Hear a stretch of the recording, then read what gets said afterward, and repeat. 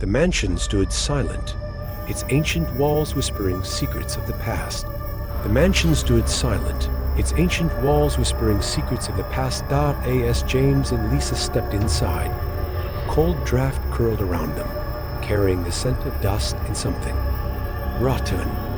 The chandeliers swayed slightly, though no wind stirred, and the floor groaned beneath their hesitant footsteps.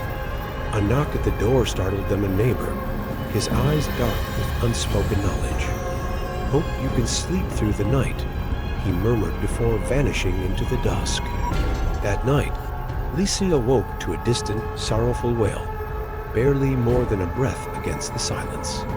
Just the pipes, she told herself, but her heart pounded in protest. The next day, they found a door at the end of the hall, sealed shut, locked without a keyhole, as if the house itself refused to let them in. And then, at exactly a.m., a scream. Not human, not of this world. It howled through the halls, rattling the windows, clawing at their souls. James and Lisa sat frozen in terror as the walls seemed to breathe, shadows stretching, twisting, reaching. They weren't alone. They never were. And now, whatever lurked in the dark had finally awoken. The house was no longer just unsettling, it was alive.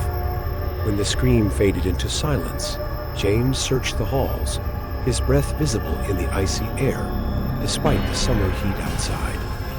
Nothing, but something was wrong. Lisa barely had time to catch her breath before a whisper slithered through the darkness, soft, desperate. "Help me." She spun around. No one was there. The next morning, the horror deepened. The locked door, the one that had no keyhole, had moved. It now stood at the end of a different hallway, as if the house itself was shifting. While searching for answers, Lisa's trembling hands found an old, leather-bound diary wedged behind a loose brick in the fireplace.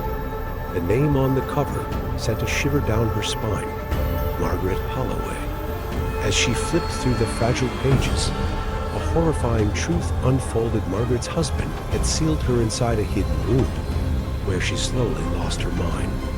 And now, at a.m., her tormented screams grew louder, shaking the walls with pure agony. Lisa gasped as a shadow loomed at the end of the corridor, a tall, unmoving figure, watching.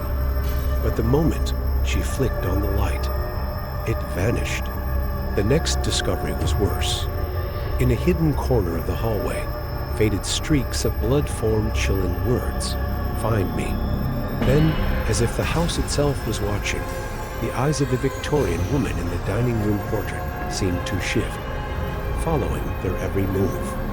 James and Lisa weren't just living in this house anymore. They were trapped in its nightmare. The house trembled as an ear-splitting scream shattered the silence. The chandelier swung wildly, dust rained from the ceiling, and furniture rattled as if the walls themselves were alive.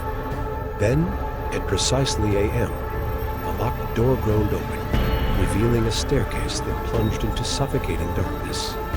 James and Lisa hesitated, but something unseen pulled them forward. Below, the air was thick with rot. Chains dangled from the stone walls. Claw marks scarred the floor and in the corner. Lisa gasped. A skeletal corpse, draped in tattered Victorian clothes, its jaw frozen in an eternal scream. At its feet lay a torn diary page. He thought I would die quietly. He was wrong. Then the corpse moved. A spectral figure rose from the remains. Margaret Holloway, her face twisted in torment, her mouth stretching in an endless, soundless wail. Lisa's body stiffened. Her eyes turned black, and when she spoke, it was not her voice, but Margaret's. "You locked me away," she whispered, stepping toward James. Suddenly, the ghost lunged, shrieking, chasing them through the halls, her pale hands reaching, her scream never ending. Desperate, James grabbed the Victorian portrait and hurled it to the floor. The glass shattered, revealing a skeletal corpse hidden within the wall. The spirit let out one final, deafening cry before before vanishing into silence. The house fell still, but the air remained heavy with the whispers of the past.